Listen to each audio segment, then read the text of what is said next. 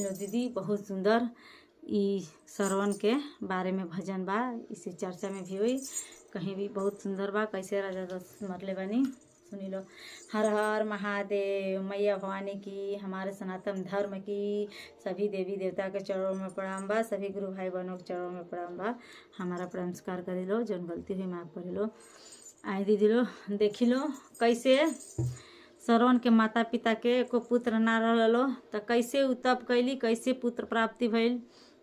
एमे पहली बात एमे जौन गलती हुई माफ करम लो। तो कैसे प्राप्ति भइल, सूर्य भगवान के लग कैसे पूजा पाठ कैली आ कैसे हुए वरदान मिलल। तो का उ कहतनी कि ठीक बा तहरी नसीब में एको पुत्र नइखे ना बेटा, एगो बेटा बा, अगर दियाई तो वहाँ अंधा हो जेबलो। तहलो दोनों जनी मियाँ बीबी मर्द मेहरारू का बात बा, ठीक बा विचार करके अपने में बतैली लो। ठीक बा हमनी के मंजूर बा, अंधा हो जाए पर लोग हमनी के बाझिन कहता कि मुँह ना देखा जाए तो इतना सुने के मिली हमनी के काट ले जाए। तो अब उनके श्रवण पुत्र भैना जैसे भैना वो अंधा हो गए लो। अब कैसे उनकर पालन पोषण तो केहू कह दियल हो गई। जैसे होशियार भैना बड़ा भैना माता पिता के सेवा में एकदम लग गई रहना। माता पिता के सेवा करस, माता पिता के आधा उम्र तो ऐसे बीत गए रहे। तब भैना तो इनकी बड़ा होत वो लोग के बुढ़ापा आ गई।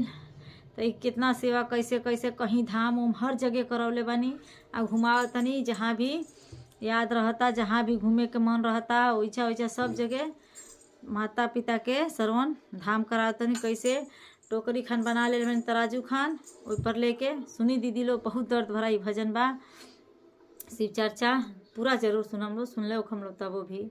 तो कैसे का होता तो लेके जातनी आ कहाँ बैठावतनी तो कैसे बीच में का होता राजा दशरथ जी से सुनी लो। अनजान में ही होता सरवाना सारावाना, सरवाना सारावाना करली पुकार कहाँ हो गईले सरवाना। हे भगवान कहाँ हो गईले सरवाना।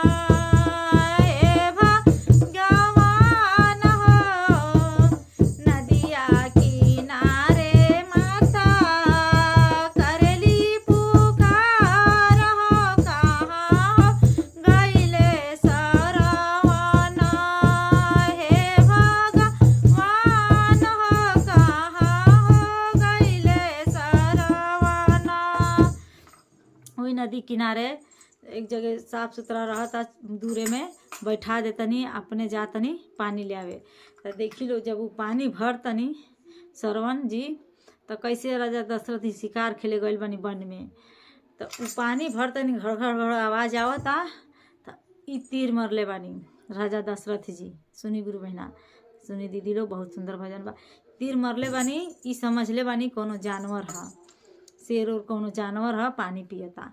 तो ई तीर मरले बानी निशाना बैठा के, अन्हार रहता दिखत नहीं खे, जंगल घना जंगल रहता। श्रवण के लाग गइल बा, माँ माँ माँ माँ करते करते वो प्राण त्याग दिल बानी, लगे गइल बाना। ई तो जब वो माँ माँ चिल्लाई तो श्रवण बहुत माफ़ी मांगता ना, बहुत कुछ माफ़ी उफ़ी मांग के वो कहले बाना ठीक बा हमारी माता पिता के सेवा करती है। अब उजा तो उनका प्राण त्याग दिल बानी। आई जाके बतावत नहीं खान लास्ट में बतौले बानी कैसे पानी कहले बानी कि हमारी माता पिता के पिया दी। हाँ प्यास लागल बा, हम पानी ले जाए रहनी है, उतने कह के प्राण त्याग दिले हवन श्रवण। तो कहेला आदमी ये श्राप लागल बा राजा दशरथ के। लेकिन सुनी लो आगे तो नदिये के किनारे का ले जातनी राजा दशरथ जी, 56 भोग ले जातनी, सब कुछ ले जातनी वही जा। सुनी लो तो कैसे का जवाब देतनी श्रवण के माता पिता।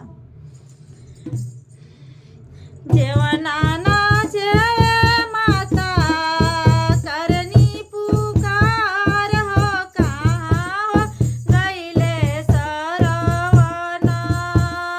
हे भगवान हो कहाँ हो गईले सरवाना।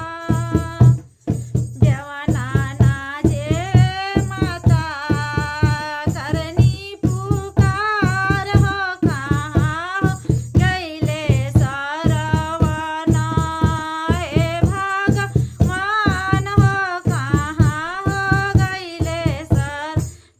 उ ले गए बानी खूब 56 को भोजन की कर ली हैं तो जेवना नहीं खींचो तो शरण शरण पुकार करतनी सरवाना सरवाना करली पुकार हो कहाँ गईले सरवाना हे भगवान हो कहाँ हो गईले सरवाना नदिया किनारे माता पनिया मांगेली पानी पानी मांगत रहनी पनिया ले आवत गईनी तो मरा गईनी तो हुए नदिया प्यास लागा रहे तो पनिया पनिया पुकारत रहनी नदिया किनारे माता पनिया मांगेली सरवाना सरवाना करेली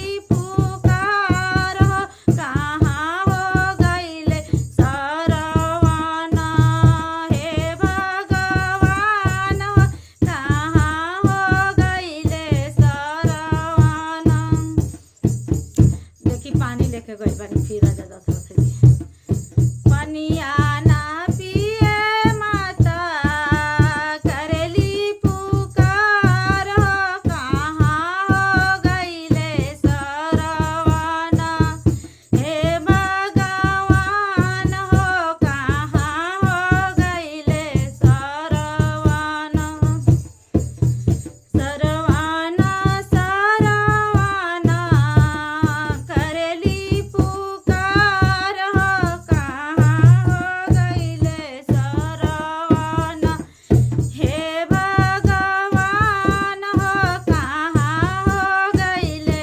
सरवाना कैसे कैसे नदिया किनारे माता से जिया मांगेली नदिया किनारे माता से जिया मांगेली अब नदिया किनारे माता पूरा रात हो गइल बा नींद लागता तब चिल्ला तड़ी कि माने सुते का कहाँ तो अपने दौड़ल हन जहाँ भी हुई हन कुछ मालूम नहीं खेल तो देखी फिर राजा दशरथ जी वही सुताव तनी अपनी घरे ले जातनी कहतनी तो नहीं तब वही लास्ट में बतौले बनी तब उन्हीं के शराब उनके मिलल अब जो कुछ भय लोग हो जन गलती में माफ कर हम लोग सुनी लो आगे तो वही जा तब का कर से जिया ना सोए